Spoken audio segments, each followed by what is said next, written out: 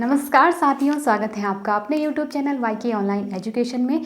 दोस्तों, पिछले वीडियो में मैंने आपको बताई थी शब्द निर्माण की विधियां। जैसे कि आप सबको पता है कि हिंदी में शब्द निर्माण की 4 विधियां होती हैं, उपसर्ग विधि, प्रत्यय विधि, संधि विधि और समास विधि। तो चारों विधियों को हम एक एक करके समझेंगे।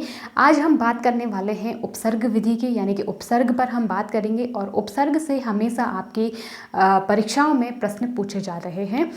तो यदि आप किसी भी एग्ज़ाम की तैयारी कर रहे हैं जिसमें हिंदी कंपलसरी है, तो आप आराम से ये वीडियो इत्मीनान से देखिए, आपको ज़रूर हेल्पफुल लगेगा। और यदि हेल्पफुल लगे तो लाइक शेयर सब्सक्राइब ज़रूर कीजिए।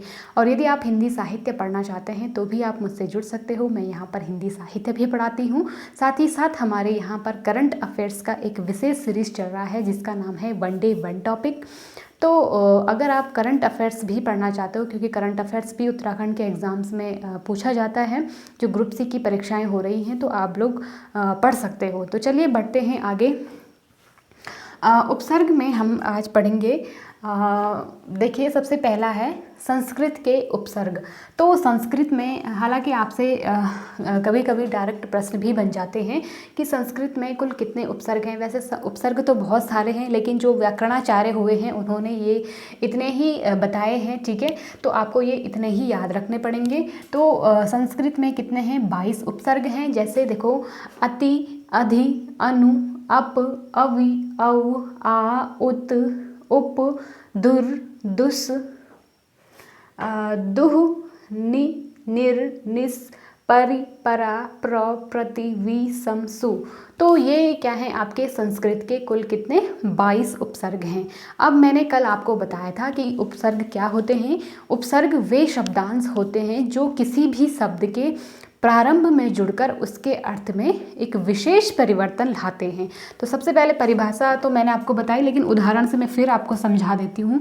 मान लो एक शब्द है हार, ठीक है।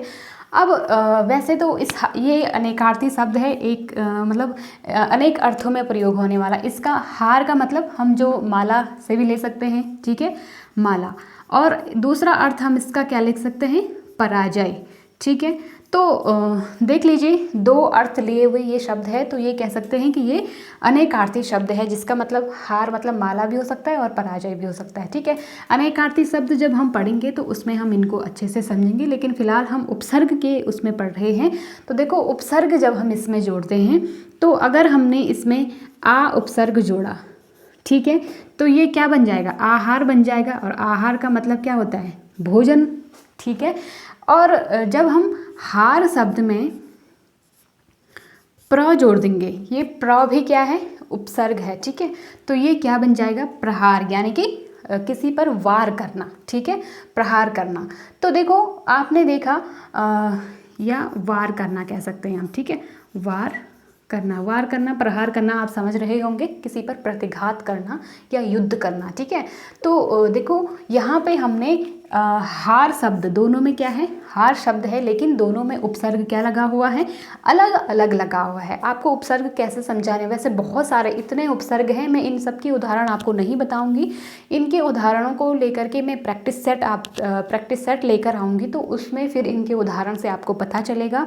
फिलहाल आपको सिर्फ स्मार्ट स्टडी करनी है। मैंने जैसे बताया है आपको कि कैसे समझना है चीज़ों को। रट करके करोगे तो फिर हमेशा कन्फ्यूजन ही होगा, इसलिए आपको चीज़ें रटनी नहीं है, समझनी है। जितनी बार आप चाहो कोशिश करिए, जितने वीडियोस आप रिवाइज में चलाइए, आप ढूंढिए, तो उतना ही आपको अच्छे से याद रहेगा, आप कभी नहीं बोलोगे। लेकिन जितना ज़्यादा आप रटने की कोशिश करोगे, आप हमेशा फंस जाओगे, ठीक है। तो रटिएगा कम से कम। देखो, आहार, अब यहाँ पे देखो, हार शब्द है, दोनों में हार शब्द है, लेकिन जब हमने इसमें आ जोड़ दिया तो ये क्या बन गया? भोजन, यानी कि आहार बन गया। जब प्र जोड़ दिया तो इसमें प्रहार हो गया, यानी कि वार करना। तो देखो, मैंने क्या परिभाषा बताई थी कि वे शब्दांश जो शब्द के प्रारंभ में जुड़ करके उसके अर्थ को क्या कर देते हैं? परिवर्तित कर देते हैं। तो यहाँ पर आ उपसर्ग है, यहाँ पे प्र उपसर्ग है, ठीक, समझ पा रहे होंगे आप लोग। तो इस तरह से आपको ये ध्यान रखना है, ठीक है। अब हम आगे बढ़ते हैं। देखिए अब संस्कृत के उपसर्ग तो हमने बताया 22 उपसर्ग हैं, ठीक है। तो इनसे आपको, अब मैं पहले आपको इसी को क्लियर कर लेती हूँ। जैसे मान लो अति उपसर्ग है, तो अति उपसर्ग से हमारा शब्द कैसे बनेगा, जैसे देखिए अति उपसर्ग है, ठीक है, इसमें हमने अधिक जोड़ना है, ठीक है, तो ये क्या बन जाएगा, अत्यधिक बन जाएगा, बनेगा। अब देखो यहाँ पर कई बार आपसे प्रश्न भी पूछ लिया जाता है कि जो अत्यधिक शब्द है वो किस विधि से बना है। आपके ऑप्शन में होंगे संधि, ठीक है, समास या उपसर्ग या प्रत्यय, ठीक। 4 ऑप्शन आपके पास दिए हुए हैं। अब आपको क्या कैसे पता चलेगा, क्योंकि हमने तो लिखा है कि भाई अधिक शब्द है उसमें अति उपसर्ग जुड़ा है इसलिए वो अधिक बना है। तो देखिए अपने आप में ये अब जब आपके पास इस तरह से प्रश्न बना तो अपने आप में ये भी सही है क्योंकि ये उपसर्ग विधि से भी बना है। लेकिन अगर हम यहाँ पर देखें उपसर्ग विधि और संधि विधि में अंतर क्या है, क्योंकि यहाँ अति है यहाँ अधिक है, लेकिन यहाँ यो हमें दिख रहा है, यो ना तो यहाँ है ना यहाँ है, यो हमें कहीं नहीं दिख रहा है इन दोनों शब्दों की अगर हम बात करें। लेकिन जब हमने यहाँ देखा तो ये क्या यो में बदल गया, तो इसका मतलब क्या है, यहाँ पर क्या हुआ है, शब्द में परिवर्तन हुआ है। और संधि का नियम क्या कहता है कि शब्द के मतलब जो शब्द है उसमें परिवर्तन आवश्यक है, ठीक है। जब हम आगे संधि वाला टॉपिक पढ़ेंगे तो वहाँ हम अच्छे से उसे समझेंगे। लेकिन यहाँ पर फिलहाल हमने जो सबसे बड़ी चीज़ देखी वो क्या देखा, इस शब्द में जब हमने इन दोनों शब्दों को जोड़ा तो इस शब्द में क्या हुआ, परिवर्तन हुआ, जो कि संधि का नियम है, ठीक है। तो अब अगर 4 ऑप्शन में आपके पास संधि भी दिया हुआ है तो फिर चारों में से आप टिक करोगे संधि को।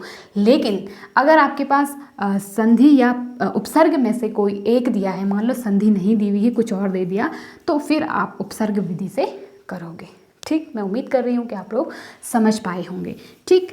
तो ये क्या हो गया, अत्यधिक हो गया, ठीक। इसके अलावा है जैसे अत्याचार हम लिखें, जैसे अति, मान लो इसी में आगे लिख लेते हैं, इससे एक शब्द बनेगा अति धन आचार, तो ये क्या बन जाएगा, अत्याचार बन जाएगा, ठीक। अब देखो यहाँ पे भी सेम चीज़ है क्योंकि यहाँ भी हमें परिवर्तन दिखाई दे रहा है, ठीक है। तो यहाँ भी पहले संधि का नियम फॉलो हो रहा है। तो अगर ऑप्शन में संधि नहीं है तो फिर आप क्या करोगे, उपसर्ग है। लेकिन ये जो शब्द है ना, ये संधि विधि से भी बने हुए हैं और उपसर्ग विधि से भी बने हुए हैं, ठीक है। तो इसलिए मैंने आप ये शब्द क्योंकि कन्फ्यूजन वाले होते हैं, लेकिन इसीलिए मैं आपको ये शब्द बता रही हूँ, ठीक है। तो अत्याचार, अति धन आचार, आचार का मतलब होता है व्यवहार, ठीक है। तो अत्याचार यानी कि अब देखो ये क्या बन गया, विलोम बन गया इसका, ठीक है। विलोम कैसे बन गया, आचार शब्द, आचार का मतलब होता है व्यवहार, और हमने अति जोड़ दिया तो ये अत्याचार बन गया यानी कि बुरा व्यवहार, ठीक है। तो इस तरह से आपको ध्यान रखना है। अब देखो दूसरा बताती हूँ, आप साथ ही साथ नोट डाउन भी करते रहिए क्योंकि बहुत इंपॉर्टेंट है, कई बार आपके पास ये प्रश्न पूछे जाते हैं, ठीक है। जैसे अब अति का तो हो गया, अब देखो अधि का बताती हूँ।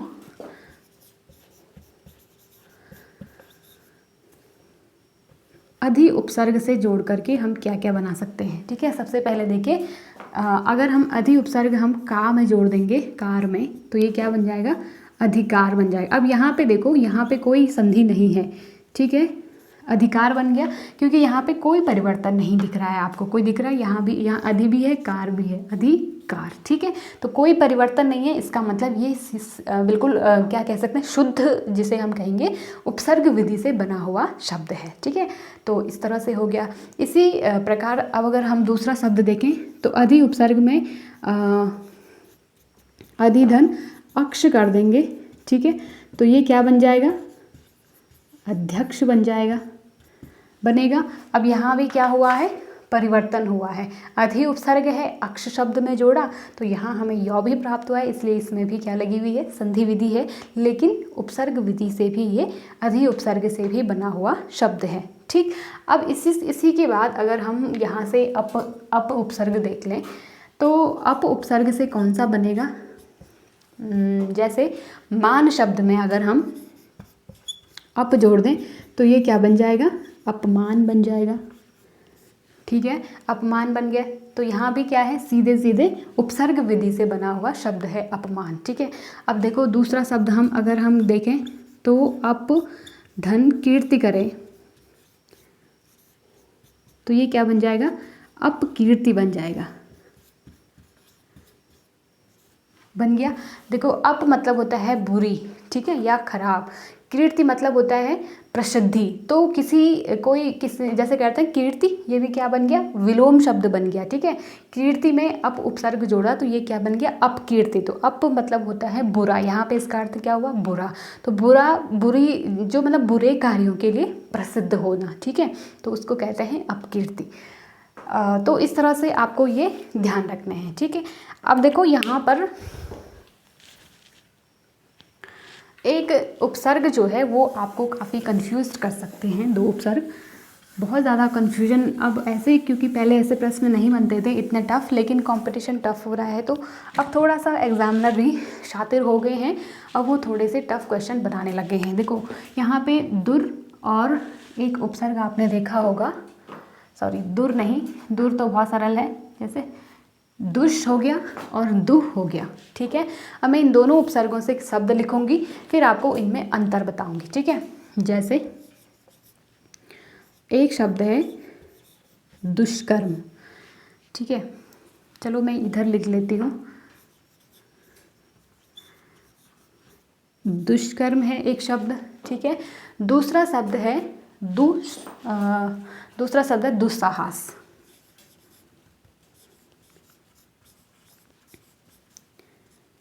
देखिए अब आपके पास पूछा जाएगा कि इनमें कौन सा उपसर्ग है, तो आपको कन्फ्यूजन करने के लिए यहाँ पे आपको थोड़ा सा ध्यान रखना होगा कि जो दुष उपसर्ग है ना, दुष, उस जो इसमें दुष शब्द लगा हुआ है, जैसे ये इसमें। ठीक है, तो जो दुष उपसर्ग है ना, इसका जो सौ है ये दंत सौ है। ठीक है, और ये यहाँ जब पूरे शब्द में जुड़ जाएगा ना, जब ये दुष शब्द जो है कर्म शब्द में जुड़ जाएगा, ठीक है, तो ये दुष्कर्म बन जाएगा। तो इस सौ का यहाँ पे क्या हो गया, रूप ले लिया, यानी कि ये वाला सौ जो है इस सौ में परिवर्तित हो जाएगा। जब किसी शब्द के साथ ये दुष् उपसर्ग जुड़ जाता है तो ये जो सौ है ना, ये इस सौ में परिवर्तित हो जाता है। ठीक है, मूर्धन्य सौ में ये परिवर्तित हो जाता है। अब दूसरा देखो दुस्साहस है, तो यहाँ पर आप एक चीज़ देख पा रहे होंगे, बिंदी लगी हुई है, यानी कि इसको हम इस तरह से देख सकते हैं, दु धन साहस। तो साहस शब्द जो है इसमें जो विसर्ग लगा हुआ है ना, तो इस विसर्ग को हम ज्यों का त्यों उतार देते हैं। ठीक है, अगर ज्यों का त्यों उतारा हुआ है तो यहाँ पे सीधे सीधे आपको पता चलेगा कि ये क्या होगा, क्योंकि उपसर्ग जो है ना वो परिवर्तन नहीं लाते हैं। ठीक है, परिवर्तन जहाँ होगा तो वो संधि होगा, और संधि ऑप्शन में नहीं है तो उपसर्ग होगा। लेकिन अक्सर जो 99% शब्द हैं वहाँ पे उपसर्ग उसके साथ में होता है। ठीक है, तो साहस शब्द में दुह उपसर्ग जुड़ा हुआ है। और दुष्कर्म में देख पा रहे होंगे आप, कई लोग सौ को देखकर ही कंफ्यूज हो जाते हैं कि इसमें दुष्सौ है तो कहीं ये बिंदी ना हो जाए या दो इस तरह से ना हो जाए। तो आपको ध्यान रखना है कि जहाँ ये वाला सौ परिवर्तित है तो इसका मतलब यहाँ हमेशा ये वाली सौ है, और ये भी आधी है। ठीक है, ध्यान रखना, हलंत का मतलब होता है आधा। तो दुष उपसर्ग लगा हुआ है कर्म शब्द में, और ये परिवर्तित हो गया ये वाली सौ में, और ये क्या बन जाएगा, दुष्कर्म बन जाएगा। तो कन्फ्यूजन नहीं होना चाहिए। ठीक है, जैसे दुष्स्वप्न भी इससे एक शब्द बनता है। ठीक, दुस्वप्न यानी कि बुरा सपना। ठीक है, और इससे एक शब्द और बन सकता है, जैसे दुष्काल, यानी कि बुरा काल या बुरा समय।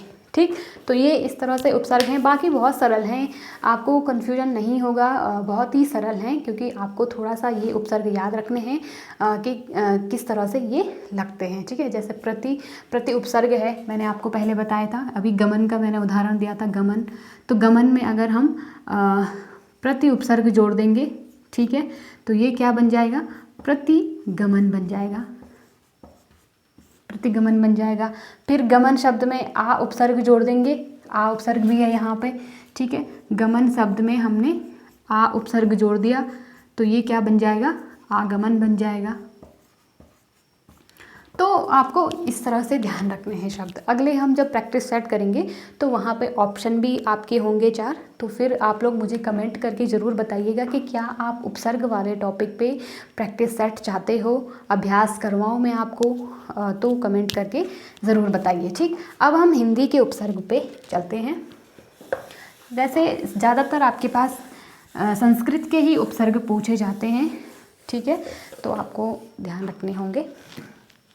चलिए अब देखिए हिंदी के उपसर्ग। तो हिंदी के उपसर्गों में आपको क्या ध्यान रखना है, इसमें सबसे पहले तो आप देखोगे कि हिंदी में 13 उपसर्ग होते हैं, ठीक है। और 13 में कौन से हैं, अ हो गया, अन हो गया, अन और ये अन, इस तरह से इसमें हलंत लगा हुआ है और इसमें नहीं लगा हुआ है, तो ये दोनों एक ही है, ठीक है। कन्फ्यूजन मत करिएगा आप, अन हो गया या अन हो गया, ठीक है। यानी कि पूरा नौ भी लिखते हैं और आधा औ भी इसे हम लिखते हैं, ठीक है। अध हो गया, उन हो गया, औ, कु, स, क, सु, बिन, भर, दू, नी। अब यहाँ दू अलग है और संस्कृत वाला दू अलग है, ठीक है। तो इस तरह से तो ये क्या हो गए, हमारे 13 उपसर्ग हो गए। अब हम थोड़ा सा 1-2 उदाहरण इनके देख लेते हैं। जैसे अन उपसर्ग है हमारे पास, मैंने यही वाला ले लेती हूँ, ठीक है। अब मान लो अन उपसर्ग है, ठीक है। अब अन उपसर्ग से कौन से शब्द बन सकते हैं, तो अन उपसर्ग में हम अगर मोल एक शब्द है, मोल यानी कि कीमत, ठीक है। तो अगर हम इसको देखें तो ये क्या बन जाएगा, अनमोल बन जाएगा, बनेगा, ठीक।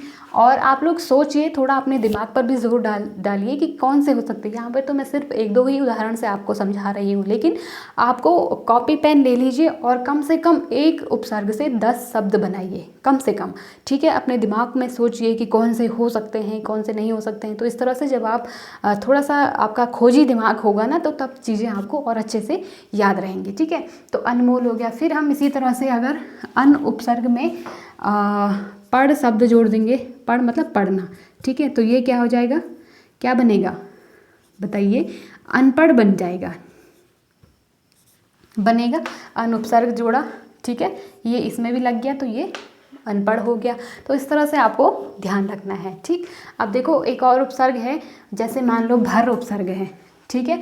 तो अब भर उपसर्ग को कैसे ध्यान रखेंगे आप, जैसे भर उपसर्ग में अगर हम पेट जोड़ देंगे तो ये क्या बन जाएगा, भरपेट बन जाएगा, बनेगा, ठीक है। पेट शब्द में हमने भर उपसर्ग जोड़ा तो ये क्या बन गया, भरपेट बन गया। इसी तरह से हम अगर पूर मतलब पूरा, ठीक है, तो ये क्या बन जाएगा, भरपूर बन जाएगा। इस तरह से आपको ध्यान रखना है। भर उपसर्ग में अगर हम पेट जोड़ेंगे तो भरपेट, और भर उपसर्ग में पूर जोड़ देंगे तो भरपूर बन जाएगा, ठीक। तो अब देखो जैसे कौन से शब्द, जैसे आप सोच रहे होंगे कि ये स क्या है, क क्या है, तो देखो इनसे भी मैं एक एक उदाहरण बता देती हूँ। अगर हम पूत शब्द में स उपसर्ग जोड़ दें तो ये बन जाएगा सपूत। पूत का मतलब पता है ना आपको, जैसे आप हो सपूत यानी कि सुपुत्र, अच्छा पुत्र, ठीक है।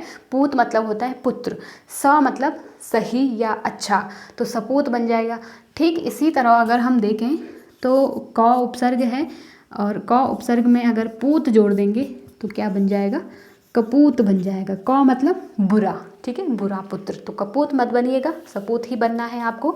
जो भी परीक्षा की तैयारी कर रहे हैं उसमें सफल होकर के सपूत बनना है, ठीक है। तो इस तरह से आपको ये हो गया। अब इसके बाद हम देखते हैं उर्दू के उपसर्ग। तो चलिए थोड़ा सा उर्दू के भी देख लेते हैं। आपको सारे उपसर्ग याद रखने होंगे और फिर आपको जब प्रैक्टिस सेट करवाऊंगी तो और अच्छे से क्लियर हो जाएगा, ठीक है। प्रैक्टिस सेट में मैं वही चीज़ें लेकर के आऊँगी जो आपके एग्ज़ाम की दृष्टि से इम्पॉर्टेंट है, जो कई बार पूछे भी गए हैं या जो पूछे जा सकते हैं, ठीक।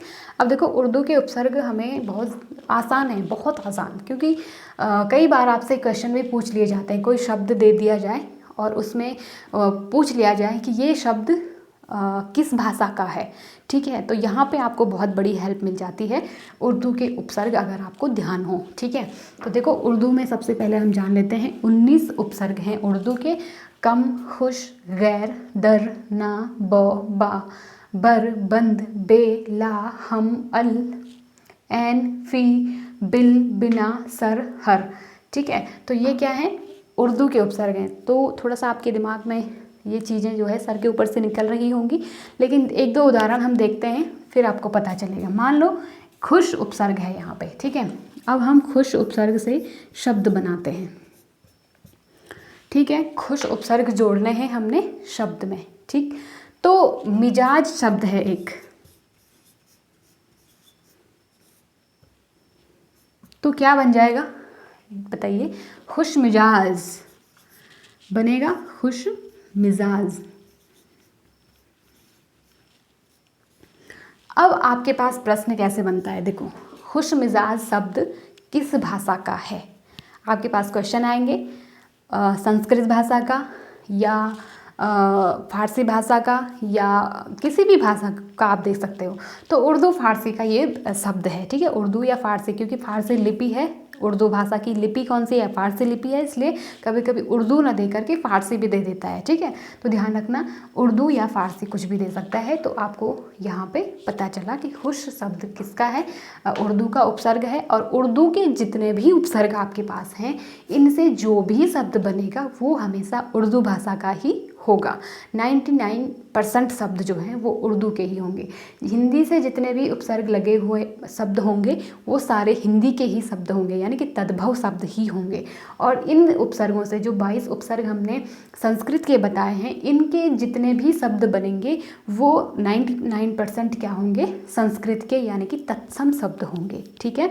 तो ये आपको ध्यान रखना है, बहुत इंपॉर्टेंट ट्रिक है, आपको ये ट्रिक याद रखनी है, ठीक है। और खुश मिजाज हो गया। अब जैसे एक शब्द हम खुश शब्द में एक और जोड़ देते हैं, बू दार। बू का मतलब होता है बदबू या खुशबू, ठीक है। तो अब बू मतलब जैसे स्मेल जिसे हम कहते हैं, ठीक है। और बू शब्द में दार यानी कि देने वाला, ठीक है। तो खुश क्या बन जाएगा? खुशबूदार बन जाएगा।